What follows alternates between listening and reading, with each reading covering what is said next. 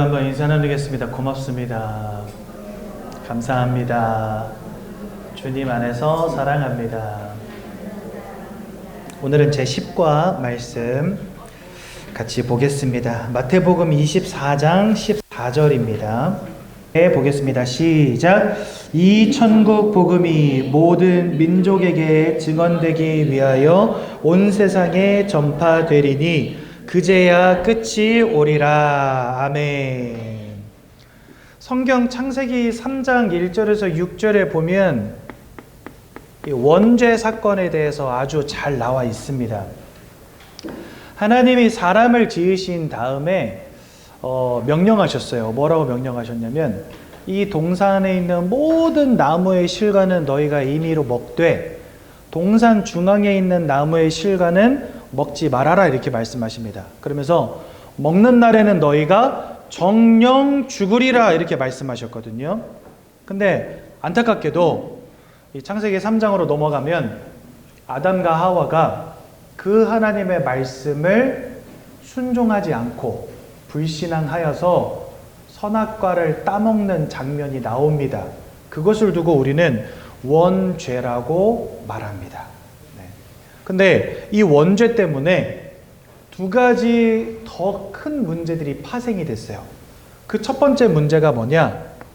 하나님과의 단절입니다.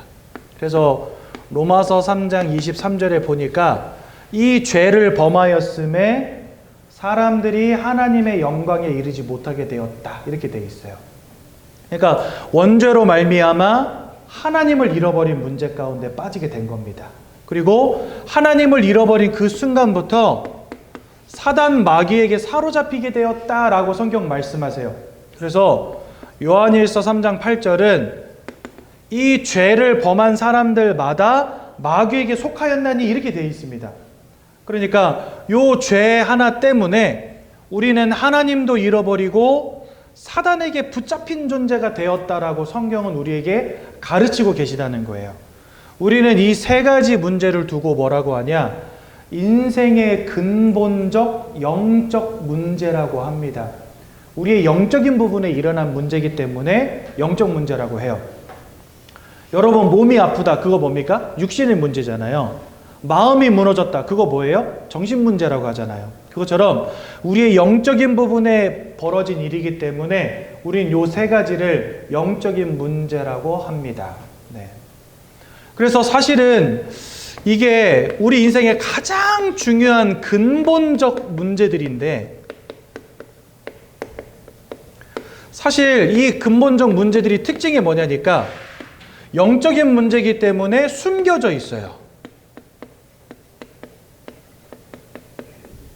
네. 이게 사실은 제일 큰 문제입니다. 숨겨져 있다는 거. 숨겨져 있기 때문에 사람들이 알지 못한다는 거. 그리고 그 누구도 가르쳐주지 않는다는 것. 이게 문제입니다. 여러분들 학교에서 공부 아무리 열심히 해도 이 세 가지는요, 알 수가 없어요. 왜 알 수가 없어요? 그 어떤 선생님도 가르쳐주지 않아요. 그 어떤 기관에서도 말해주지 않아요. 그러니까 어디서도 배울 수가 없고 깨달을 수가 없는 문제들이라는 거죠. 저와 여러분들은 영적 존재이기 때문에 이런 영적인 문제에 걸릴 수 있어요. 이 영적인 문제에 우리가 빠질 수 있어요. 그런데 내가 영적 존재라는 것도 세상은 알려주지 않습니다. 저와 여러분들이 이런 영적인 문제 가운데 빠져 있다라는 사실을 알려주는 것도 없습니다. 오직 교회와 성경 빼고는. 네. 그래서 이게 숨겨진 문제이기 때문에 진짜 무서운 거거든요. 여러분들, 사람들이 암을 왜 무서워하죠? 암은 드러나지 않기 때문에 무서운 거예요. 어느 날 몸 아파서 가잖아요. 늦었어요. 그래서 여러분들 몸 아프기 전에 암을 빨리 찾아내야 되니까 홀수 짝수 나눠가지고, 그렇죠? 올해는 홀수들 위암, 대장암, 검진의 해임이다 이래가지고 문자 날라오잖아요. 나이 40대면 날라오기 시작합니다. 저도 신나게 날라와요, 요즘에. 예. 작년에는 건강검진도 받고 왔어요. 건강검진 받고 왔는데 의사 선생님이 보시더니 아이고야, 이 한마디로 끝. 아이고야. 저한테 쓰리고가 다 와 있거든요. 고혈압, 아무튼 나와 있어요. 예. 그래가지고 고혈당, 고지혈. 예. 그래가지고 보시더니 아이고야.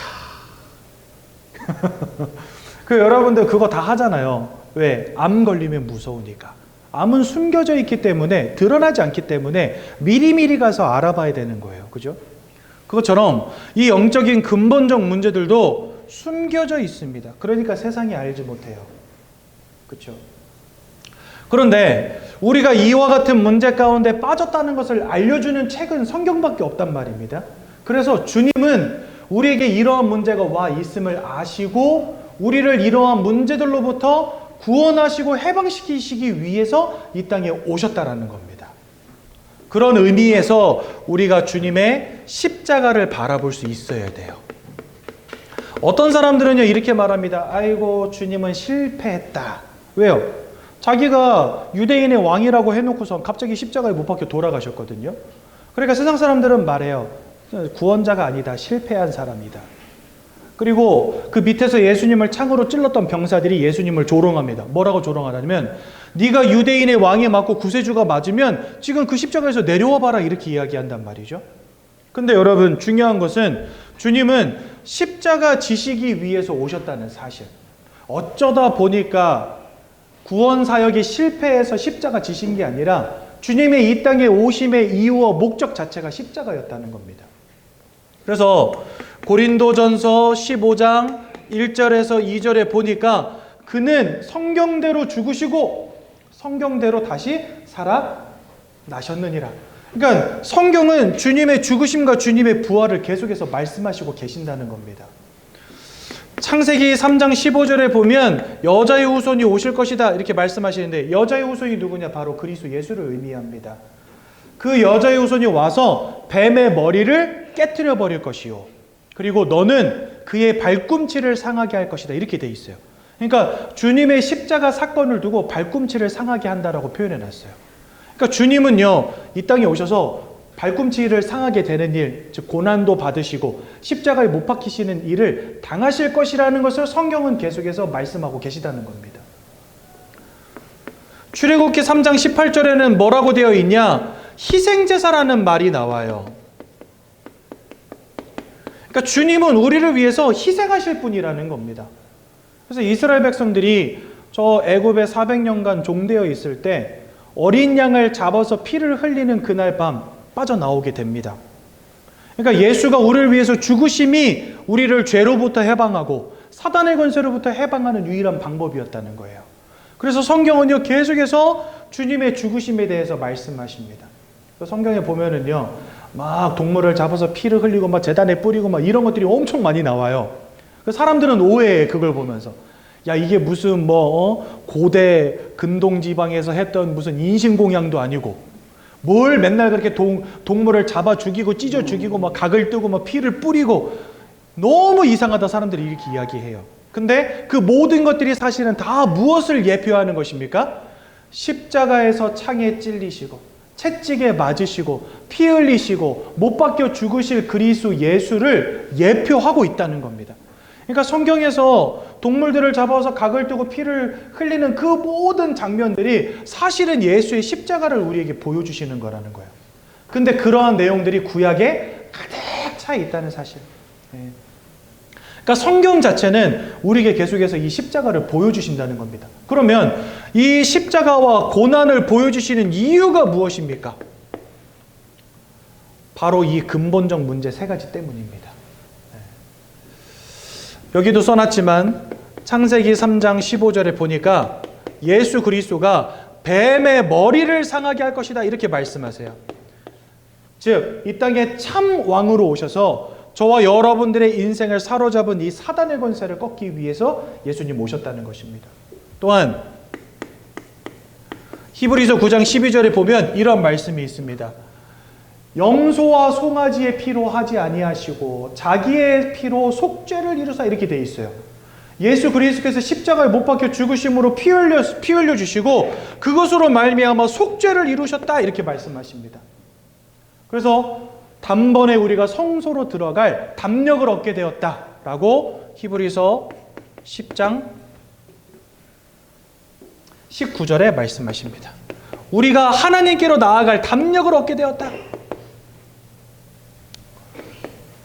또한 히브리서 10장 20절은 이렇게 말씀하십니다. 그것은 휘장 가운데로 하나님이 열어놓으신 새로운 살 길이다, 이렇게 말씀하세요. 그리고 이 휘장은 예수의 육체니라, 이렇게 되어 있습니다. 즉 예수 그리스도의 육체를 찢으시고 피 흘리시고 십자가에 죽으신 그 사건으로 말미암아 우리가 하나님께로 나아갈 길이 열렸다는 겁니다. 그러니까 여러분 보십시오. 사단의 권세를 꺾으신 참 왕으로, 저와 여러분들의 모든 죄를 속하사 하나님께로 나아갈 담력을 얻게 하신 참 제사장으로, 그 육체가 고난당하시고 피 흘리시고 못에 찔리시고 십자가에 달리심으로 하나님께로 나아갈 새로운 살 길을 여신 선지자로, 예수님이 십자가에서 고난당하셨다는 것입니다. 그래서 우리는 왕이시며 제사장이며 선지자이신 이 예수를 누구라고 부릅니까? 그리스도라고 부르는 것입니다. 그런 의미에서 볼 때 이 십자가는요, 실패의 현장이 아니에요. 이 십자가는 패배의 현장이 아닌 거예요. 이 십자가는 어떤 현장입니까? 승리하신 현장입니다. 왜요? 저와 여러분들을 죄로부터 해방한 곳이니까. 저와 여러분들을 붙잡은 사단의 머리를 깨트린 곳이니까. 저와 여러분들에게 하나님께로 나아갈 길을 열어주신 곳이기 때문에 이 십자가는 승리의 현장입니다.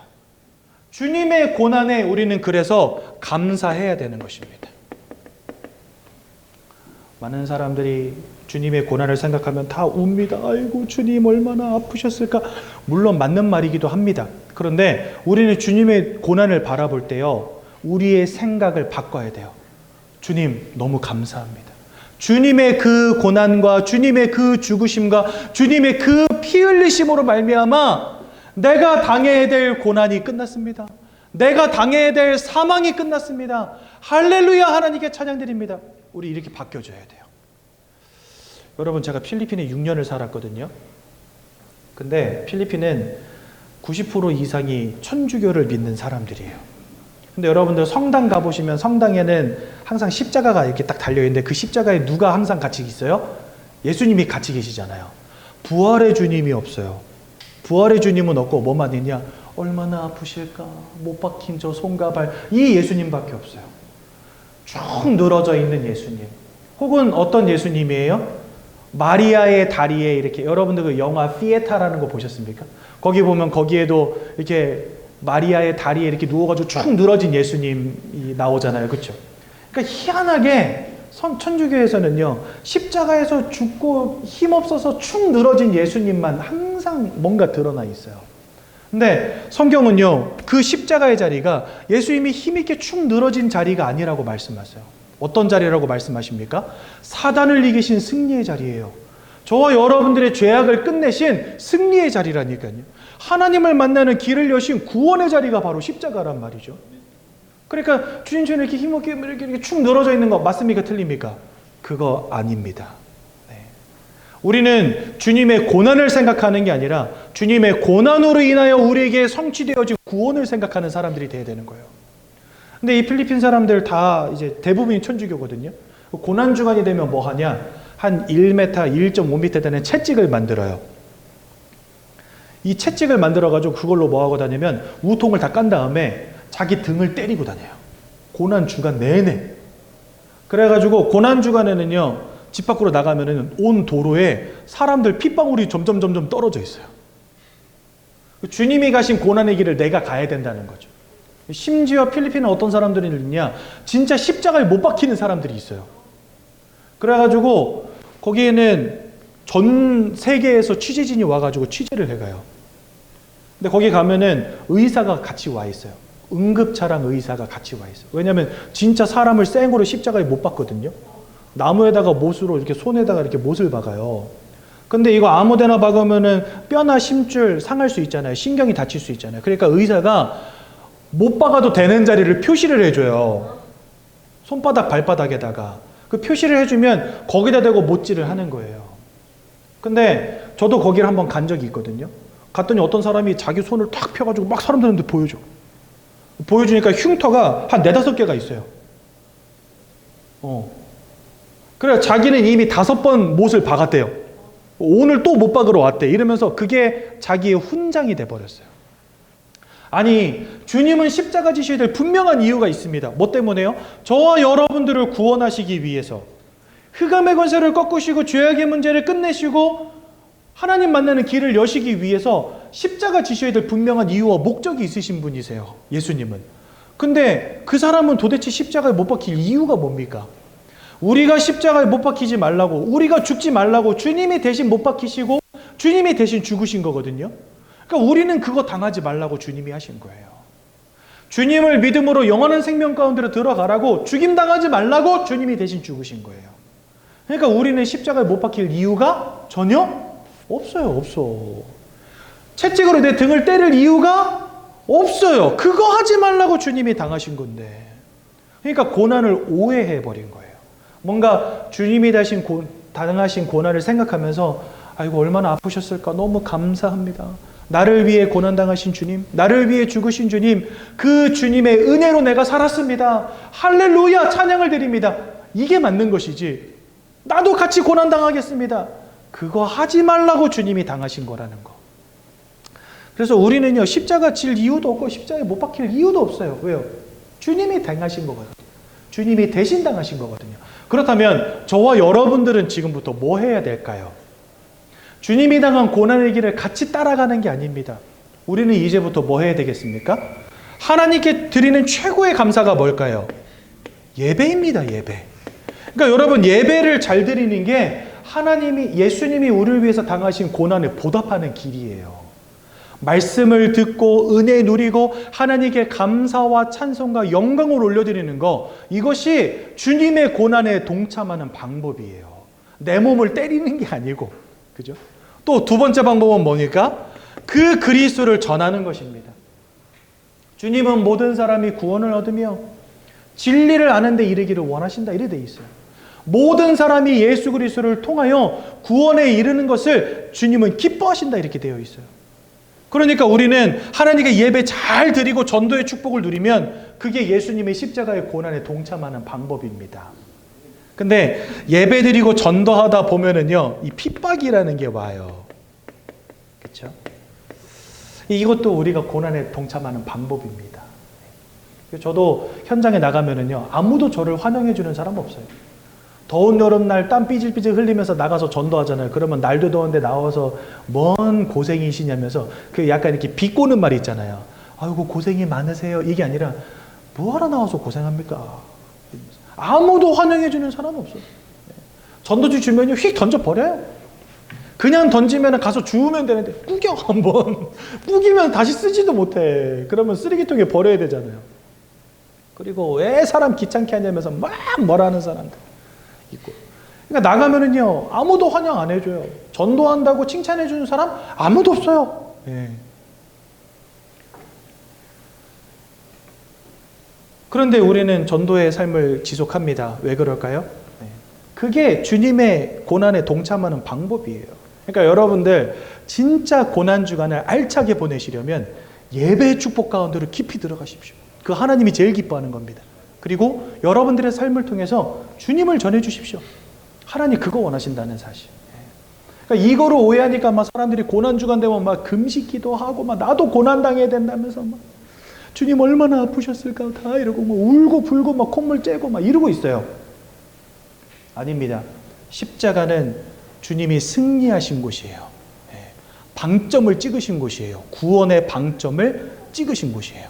그러니까 우리는 주님의 고난을 생각할 때 물론 함께 아파해야 되겠지만 그거보다 더 중요한 것은 이 십자가 사건으로 말미암아 나에게 이루어진 구원의 축복이 무엇인가를 기억해야 된다는 거죠. 무슨 말인지 이해가 되시죠? 그래서 여러분들 이번 주간이 고난 주간입니다. 그래서 요거 말씀드린 거고요. 주님의 고난을 생각하시면서 나에게 이루어진 구원의 축복이 얼마나 위대한 것인가, 얼마나 축복된 것이고 얼마나 가치 있는 것인가 잊지 않으시기 바랍니다.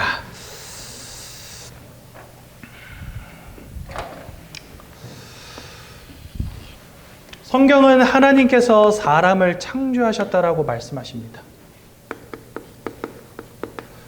창세기 1장 27절에 보니까 저는 교회를 굉장히 오래 다녔는데 이것도 많이 읽었었거든요. 하나님의 형상으로 나를 창조하셨다 이렇게 말씀하실 때 저는 이 형상을 그냥 제 겉모습이라고만 생각했어요.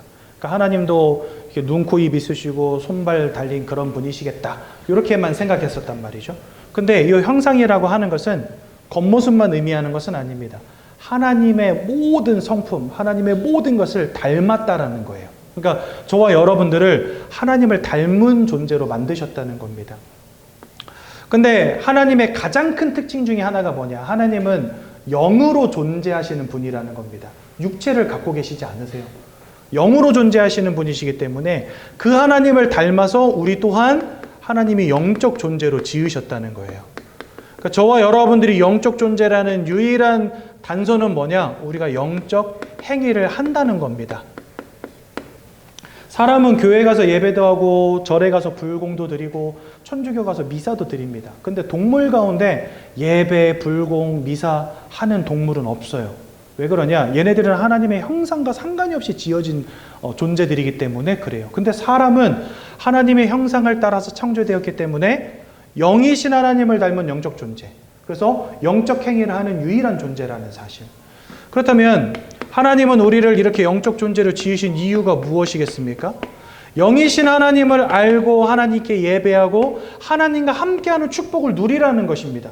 그래서 이사야서 43장 21절에 보면 이 백성은 내가 나를 위해 지었나니 나를 찬송하게 하려 함이니라 이렇게 돼 있어요. 그러니까 하나님이 저와 여러분들을 영적 존재로 지으셔서 하나님과 함께 하나님을 예배하고 하나님을 찬양하는 존재로 만드신 겁니다. 그리고 창세기 1장 28절에 보니까 그것이 모든 축복의 시작이라고 가르치고 계세요. 너희가 생육하고 번성하고 땅에 충만하여져서 모든 것을 정복하고 다스려라 이렇게 말씀하십니다. 하나님의 형상대로 창조하신 다음에 모든 축복을 우리에게 다 주신 거예요.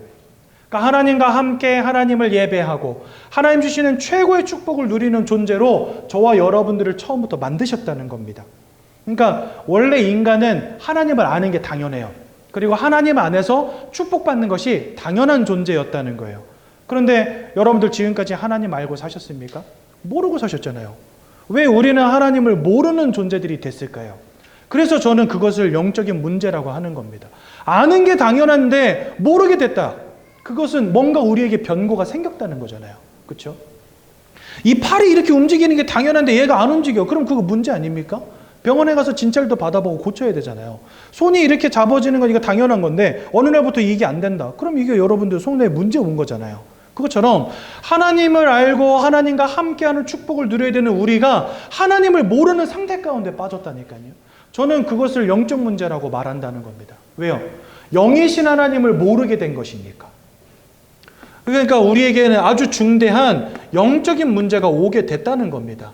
그 영적 문제가 오게 됐다는 겁니다. 그게 창세기 3장 1절에서 6절에 보니까 아담과 하와가 하나님이 따먹지 말란 선악과를 따먹는 원죄를 짓게 돼요. 그 결과로 아까 저기다 썼던 것처럼 죄를 짓는 자마다 하나님의 영광에 이르지 못하게 되었다. 하나님을 떠나게 된 겁니다. 그리고 3번 죄를 짓는 자마다 마귀에게 속하게 되었다. 이 마귀 사단에게 사로잡힌 존재가 되었다고 말씀하십니다. 즉 하나님이 따먹지 말란 선악과를 따먹는 원죄 사건 때문에 하나님도 잃어버리게 되고 마귀와 사단에게 붙잡힌 존재가 되었다고 말씀하세요.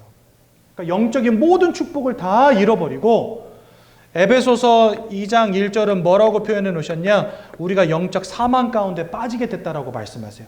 근데 여러분 아까도 제가 말씀드렸죠. 동산에 있는 모든 나무의 실과는 너희가 임의로 먹되 중앙에 있는 나무의 실과는 먹지 마라 하시면서 뭐라 하셨다고요? 그것을 먹는 날에는 너희가 정령 뭐하리라? 죽으리라. 그것처럼 진짜 에베소서 2장 1절은 우리가 영적인 사망 가운데 빠지게 되었다고 설명하고 계세요. 그러니까 아담과 하와가 선악과 따먹자마자 죽은 건 아니잖아요. 이미 육신적으로는 여전히 살아 있었잖아요. 근데 성경은 아담과 하와가 하나님을 잃어버린 영적 사망 가운데 던져지고 이 살인자 거짓말장이 속이는 자에게 사로잡힌 영적인 사망 가운데 던져지게 되었다고 성경 말씀하세요. 그러니까 하나님의 말씀이 맞았던 거죠. 정령 죽어버린 겁니다. 그렇다면 그 영적인 사망의 문제가 무엇이겠습니까? 요한복음 8장 44절 너희는 너희 아비 마귀에게서 났다. 근데 이 마귀는 처음부터 범죄한 자요, 처음부터 살인한 자요, 그 속에 진리가 없고 거짓으로 가득하나니 거짓의 아비다 이렇게 되어 있습니다. 요한복음 10장 10절에는 뭐라고 말씀하시냐? 그는 도적이다 이렇게 표현해 놓으셨어요.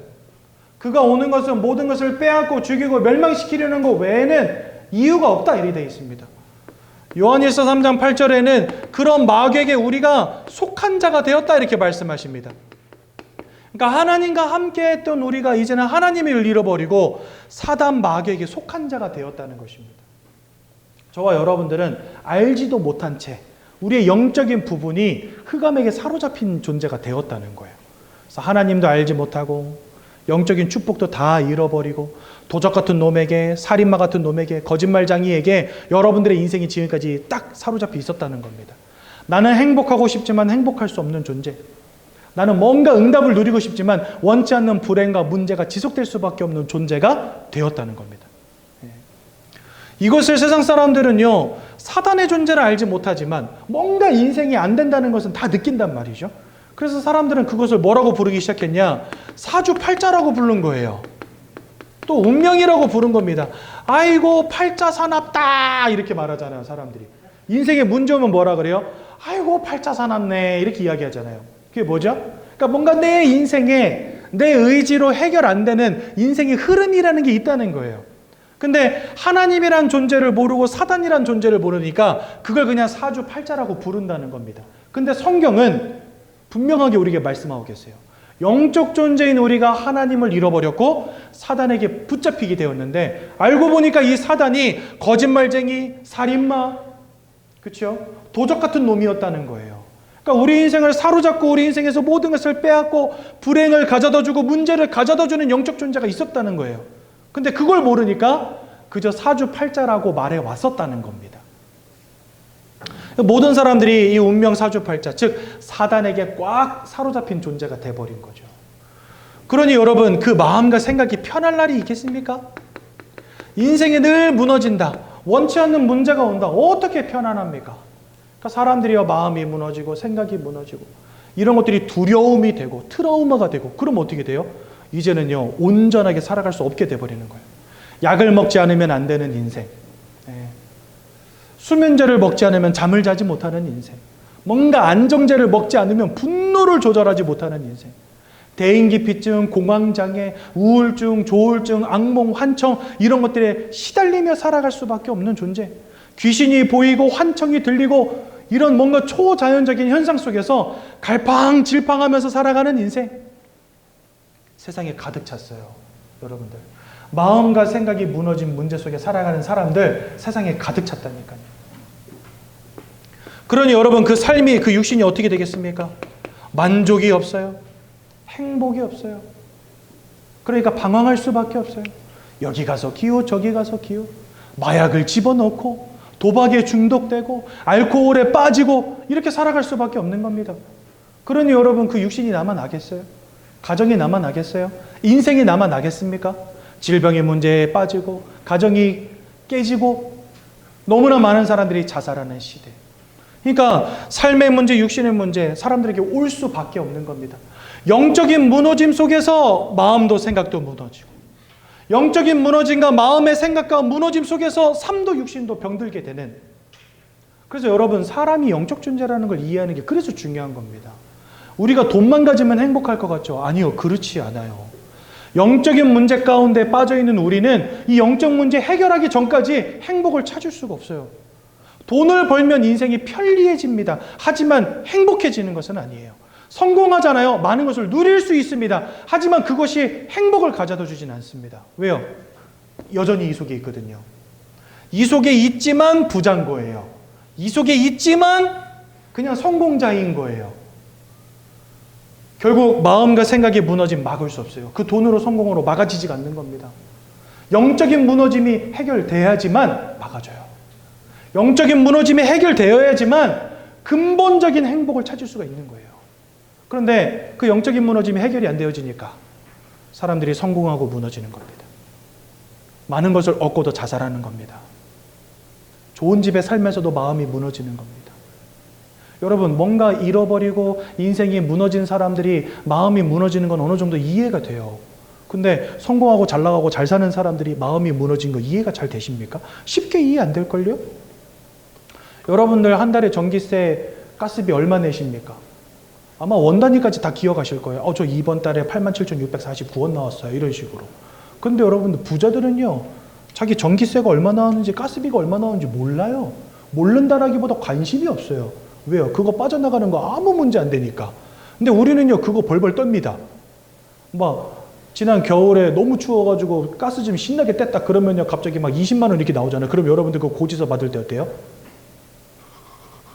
20만 원. 왜요? 20만 원 빠져나가. 야, 이거 20만 원 나가면 그거 못 내는데?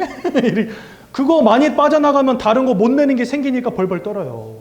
근데 여러분, 부자가 그 20만 원에 벌벌 떨겠습니까?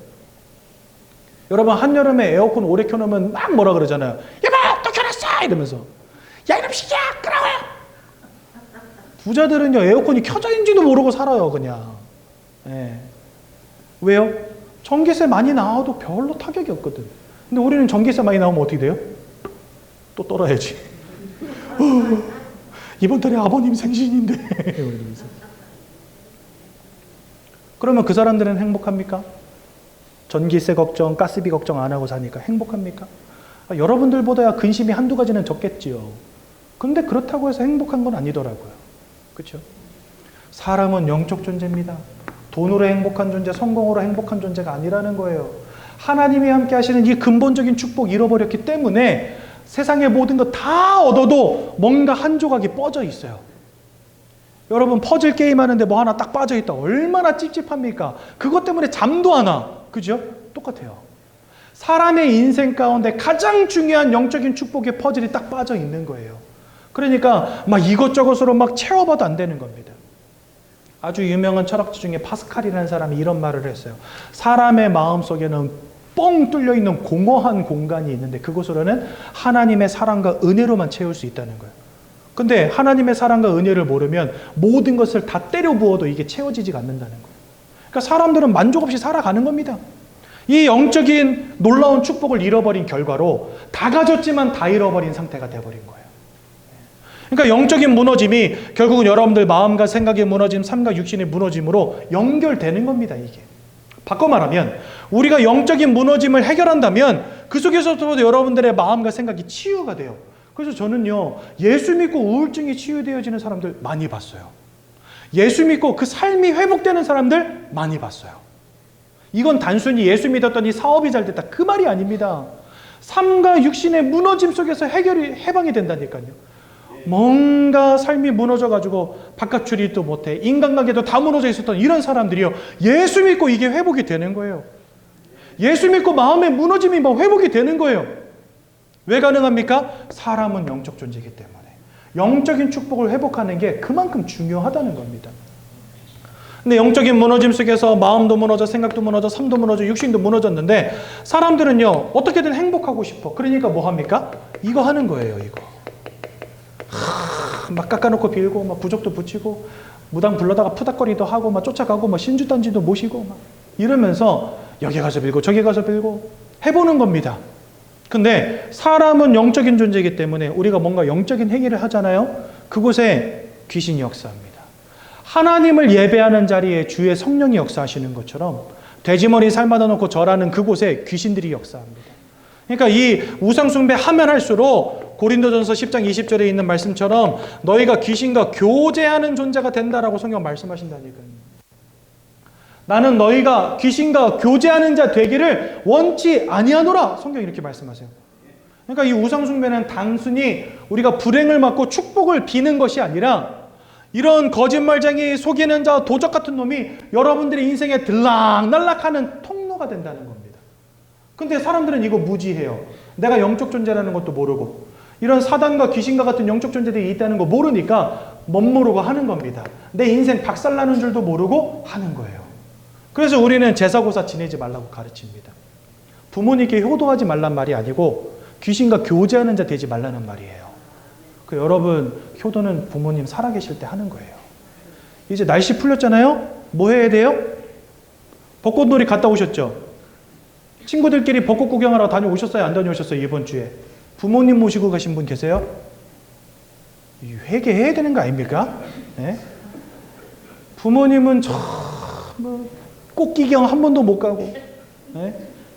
집에 콕 박혀가지고 아들 걱정, 딸 걱정하고 있는데 여러분들은 산으로 들로 강으로 바다로 벚꽃 보러 간다고 얘들아 모여 해가지고 가서 사진도 찍고 커피도 마시고 맛있는 밥도 먹고 엄마한테는 전화 한 통 안 하고 나중에 돌아가신 다음에 제사상 차려놓고 그 절하면 그거 효도했다라고 말합니다. 진짜 뒤통수 한 대씩 후려 갈겨야지 그런 인간들. 여러분 벚꽃 구경을 부모님하고 와서 해야죠. 일주일밖에 기회가 없는데 언제 갑니까 도대체. 올해는 이미 텄어요. 어제 비 신나게 내리는 바람에 벚꽃 다 떨어졌어. 언제 모시고 갈랍니까 도대체. 돌아가신 다음에 불효자는 웁니다 하시겠습니까? 살아계실 때 잘해야지. 그게 효도지. 벚꽃도 한번 보여드리고 소개기도 한번 사드리고 그죠? 그게 효도지. 뭐 돌아가신 다음에 제사상 차려놓고 그거 효도래요. 물론 여러분 저 그 마음 부인하진 않습니다. 뭔가 부모님에 대한 효심을 가지고 제사상 차리시겠죠. 근데 문제는 뭐냐? 그렇게 차려놓고 비는 그 자리가 영적 행위가 된다는 거예요. 우리가 영적인 존재이기 때문에. 그리고 이 귀신과 필연적으로 교제하는 자리가 된다는 겁니다. 그 자리가. 그래서 우리는 하지 말라고 가르치는 거예요.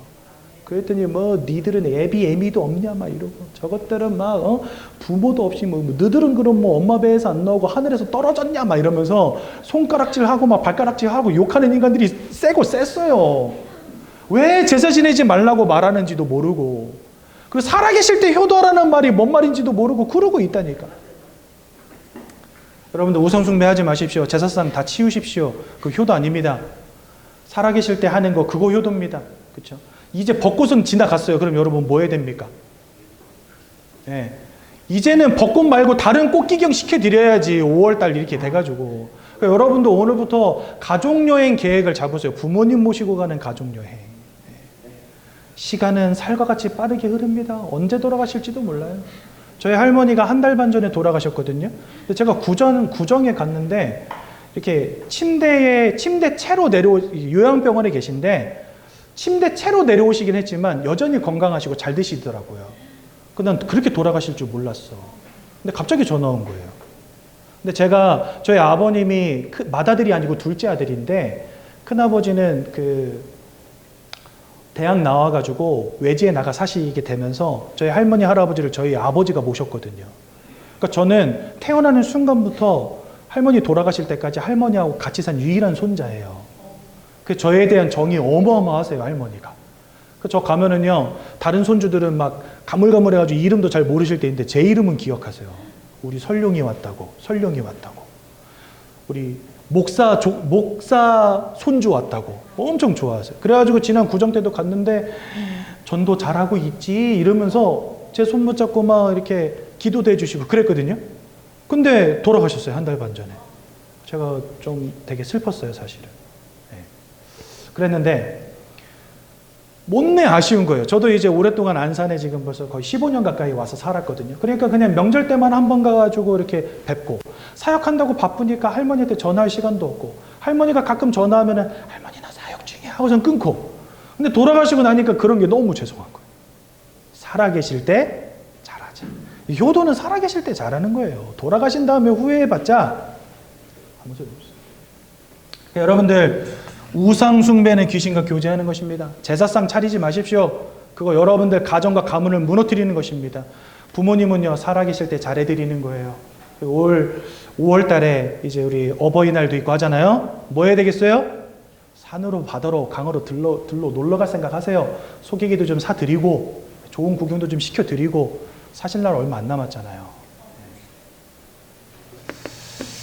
또 히브리서 9장 27절에 보니까 사람이 한번 죽는 것은 정했다 이렇게 되어 있습니다. 그 이후에는 심판이 있다. 우리의 영적인 무너짐은요 이 심판까지 연결됩니다. 그래서 무서운 거예요. 그냥 한평생 사는 동안으로 끝나는 게 아닙니다. 이 땅 떠나가는 날 그 날로부터 더 심각한 문제 가운데 빠지게 됩니다. 장차 오게 될 문제가 있다는 거예요. 그게 뭐냐? 심판과 지옥 불구덩이라고 하는 형벌. 근데 여기서 피할 방법이 없어요. 영적인 무너짐을 해결하지 않고서는 피해지지가 않아요. 하나님께로 나아가지 않고서는 해결되지 않아요.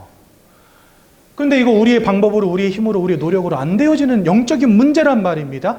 그렇기 때문에 하나님이신 예수님이 직접 우리에게 길로써 오신 겁니다. 내가 할 수 있으면 예수님이 오실 필요가 있겠냐고요. 저와 여러분들이 스스로 노력해서 끝내는 문제라고 한다면 주님이 굳이 오실 필요 없지요. 착하게 살고 열심히 살아라, 네 최선을 다해봐라, 그러면 구원에 이를 수 있을 것이다, 이렇게 말씀하시지 왜 주 예수를 믿어야 너희가 구원 받는다라고 말씀하실까요? 이 땅에 주님이 오셔서 십자가 지시고 죽으시고 부활하사 우리를 위한 구원을 완성해 놓으셨고, 그 구원을 믿는 자들에게 하나님 구원 주시겠다 약속하셨어요. 왜요? 주님의 십자가 외에는 방법이 없으니까. 근데 세상 많은 사람들은 가르칩니다. 뭐라 가르쳐요? 네가 착하게 살면 구원받을 수 있다. 대표적으로 우리나라에서는요, 저 천주교, 네가 착하게 살면 구원받을 수 있다. 불교도 사실은요 똑같은 거예요. 여러분들이 선을 쌓으면 나중에 사람으로 태어나고, 그렇죠? 그런 것들이 반복되다 보면 어떻게 돼요? 내가 도리어 부처가 된다라고 가르치잖아요. 그러니까 결국은 내가 죄를 짓지 않고 착하게 사는 것이 구원의 길이라고 가르친단 말이에요. 모든 종교는 다 똑같습니다. 그런데 아무리 죄 짓지 않고 선하게 착하게 산다 한들 사단에게 사로잡힌 이 영적인 문제 해결되지 않습니다. 그게 문제예요. 한마디로 이런 거예요. 암 걸렸는데 감기약 먹으면 암에서 날 수 있다, 이렇게 가르치고 있는 거예요, 세상은. 아니에요, 여러분들. 감기약 100날 먹어봤자 암이 치유되지 않습니다. 암덩어리를 잘라내야 돼요. 근데 암덩어리 내 스스로 잘라낼 수 있습니까, 여러분들? 이 뱃속에 있는 암 여러분들이 째가지고 떼내실 거예요? 안 된단 말이죠. 그러니까 누구의 도움을 받습니까? 네, 병의원의 도움을 받는 거예요. 전문의의 도움을 받는 거예요. 그것처럼 우리의 구원도 마찬가지라고 하는 겁니다. 이 영적인 문제가 내 힘으로, 내 열심으로, 세상의 방법으로 해결이 안 되기 때문에 하나님이 직접 이 땅에 오셔서 우리를 도우시겠다는 거예요. 그래서 여러분, 이 구원이라고 하는 것에 있어서 제일 중요한 것은 외력이 작용하느냐, 이겁니다. 내 힘으로 해결할 수 없는 문제 속에 내가 지금 딱 갇혀 있어요. 그래서 외력이 발생해서 나를 끄집어내야지만 그걸 구원이라고 해요. 그렇지 않고 내 스스로 이렇게 나왔다, 그건요 구원이 아니에요. 그냥 내가 살아남은 것이죠. 그래서 주님은 이 땅에 굳이 오신 겁니다. 사람의 몸을 입고. 그리고 저와 여러분들을 위해서 굳이 십자가에서 죽으신 겁니다. 왜요? 그렇게 해야지만 사단의 머리를 깨트리며 죄악의 문제를 끝내며 하나님 만나는 길을 여실 수 있으니까. 그러니까 주님의 십자가는 곧 무엇이다? 저와 여러분들에게 와 있는 절대로 해결할 수 없는 영적인 문제를 해결하는 유일한 방법이었던 것입니다. 주님은요, 요한일서 3장 8절에 있는 말씀처럼 아들이 나타나신 것은 마귀가 하는 모든 일을 멸하기 위함이니라, 사단의 권세를 꺾기 위해서 이 땅에 오신 참 왕이십니다. 로마서 8장 1절에서 2절에 보니까 예수 안에 있는 자는 결코 정죄함이 없다 말씀하세요. 그리스도 예수 안에 있는 생명의 성령의 법이 죄와 사망의 법에서 여러분들을 해방하였기 때문이다. 그래서 예수님은 우리의 죄악의 문제를 끝내신 참 제사장이 되십니다. 요한복음 14장 6절에 보니까 내가 곧 길이요 진리요 생명이니 하나님을 떠난 우리에게 하나님께로 나아갈 유일한 길이 되셨다라고 말씀하십니다. 그래서 예수님은 하나님을 만나는 유일한 길, 참 선지자가 되시는 것입니다. 우리는 예수님을 누구라고 불러요? 그리스도라고 부르는 거예요. 여러분, 이게 성경 66권 전체 내용입니다. 성경 66권을 통해서 하나님이 저와 여러분들에게 알리시고 가르치고자 하시는 유일한 내용이 뭐냐? 바로 이거예요.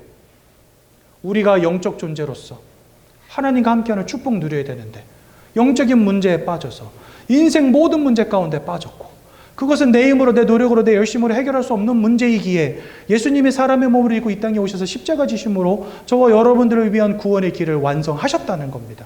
그래서 우리는 그분을 그리스도라고 부른다. 이게 바로 구원의 길입니다. 성경에 말씀하시는 그 예수를 믿고 마음에 영접하는 자들마다 하나님의 자녀가 되는 권세를 주신다. 요한복음 1장 12절 말씀하십니다. 그러니 여러분, 예수님을 영접해야 되겠습니까? 안 해야 되겠습니까? 고민할 게 뭐 있습니까? 당연히 영접해야죠. 영접하여서 하나님의 자녀가 되셔야죠. 여러분, 15페이지를 펴고 이 시간 예수님을 우리 마음속에 영접하겠습니다. 마음으로 믿을 때 의에 이르고 입으로 시인할 때, 입으로 고백할 때 구원에 이른다 분명히 말씀하셨어요.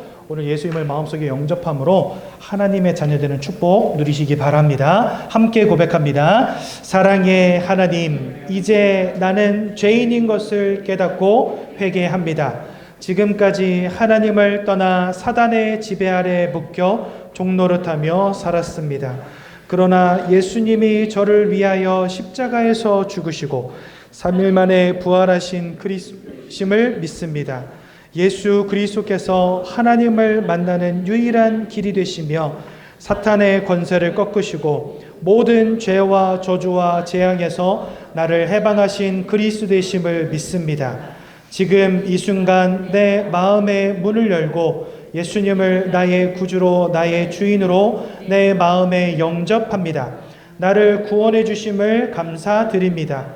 앞으로 하나님의 말씀과 뜻대로 살겠습니다. 지금부터 일평생을 세밀히 인도해 주옵소서. 예수 그리스도 이름으로 기도합니다. 아멘. 우리 10권 내용 잠깐 보겠습니다. 축복과 함께하는 삶, 전도입니다. 오늘 성경에 이 천국 복음이 모든 민족에게 증언되기 위하여 온 세상에 전파되리니 그제야 끝이 오리라. 이 땅을 창조하시고 시작하신 이가 하나님이신데 이 땅의 끝 또한 하나님의 시간표, 하나님의 손에 있다는 것입니다.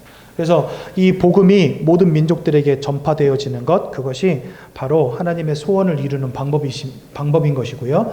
하나님의 소원은 디모데전서 2장 4절에 보니까 모든 사람이 구원받으며 진리를 깨닫길 원하십니다. 여러분, 이 복음을 우리만 들어서야 되겠습니까? 이거 다 알려줘야 돼요. 이 땅에 살아가는 모든 사람들한테 다 알려줘야 돼요. 왜요? 숨겨진 문제이기 때문에. 그리고 유일한 해답이기 때문에. 그래서 알려줘야 됩니다.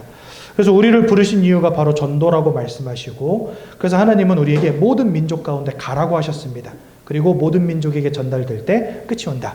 여러분들은 새 가족이지만 제가 전도를 방향 맞춰야 된다라고 말씀드렸죠. 전도를 잘하는 사람 되라는 말이 아닙니다.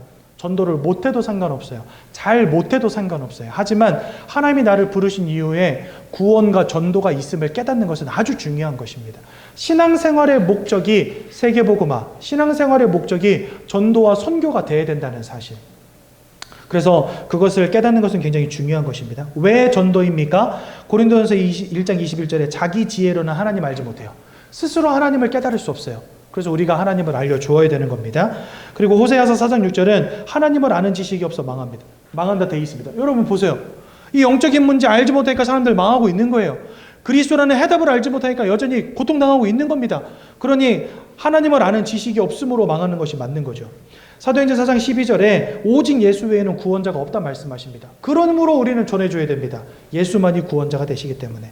또한 요한복음 5장 24절에 사망에서 생명으로 옮겨지는 유일한 길이 예수이기 때문에 우린 전해줘야 되는 것입니다. 여러분들 일평생 예수 전하기를 소원하십시오. 그게 하나님이 가장 기뻐하시는 인생이에요. 여러분 헌금 많이 하는 거 그거 하나님 별로 기뻐하지 않아요. 물론 기뻐하시죠. 하지만 하나님 돈이 없어서 헌금하라는 거 절대 아닙니다. 그렇죠? 그러니까 여러분들이 헌금 많이 하면 하나님 기뻐하시겠지만 그거보다 더 기뻐하시는 건 뭐냐? 전도와 선교에 마음을 두고 거기에 방향 맞추는 거예요. 그죠? 그러므로 전도는 하나님의 최고의 관심, 기쁨, 사역이 분명합니다. 그리고 전도자를 축복하세요. 하나님, 나 오늘부터 전도하고 싶어요. 전도하게 해주세요. 우리 가정 가문이 전도자가 되기를 원합니다. 우리 후대가 전도 때문에 살아가길 원합니다. 기도할 때 하나님은 여러분들 개인, 가정, 가문, 후대를 축복하십니다. 왜요? 하나님 최고 소원이니까. 하나님 최고 기쁨이니까. 하나님의 가장 소원과 기쁨을 알고 그것에 방향 맞췄다. 하나님이 어찌 기뻐하지 않을 수 있겠어요? 여러분들 축복하실 수밖에 없는 겁니다. 그죠? 결론, 참된 성공의 시작은 그래서 하나님의 소원을 아는 겁니다. 우리는 스펙 쌓아서 공부 열심히 해가지고 대기업에 들어가서 연봉 많이 받아야 성공의 시작이라고 생각하잖아요. 아니요. 여전히 이 속에 있다는 사실. 그렇죠?